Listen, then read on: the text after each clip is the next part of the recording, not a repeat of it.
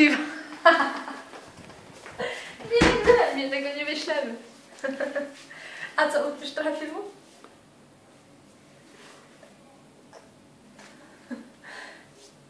Otwórz nasza kuchnia. Tadam, tadam, tadam. Piękne kwiaty od Michała. To jest wesoło, ale się udaje. Tu mamy widoczek, można go też nagrać. Wam się okno zamyka. W takowy sposób. Rolety też ma. Dobra, widzę, że będzie. Tak, mamy kran. Lodówkę mamy tu.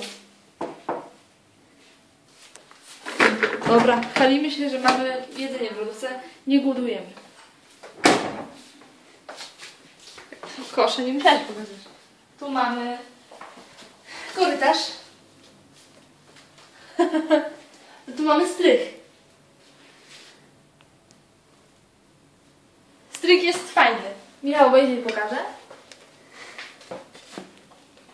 Masz tam lampkę?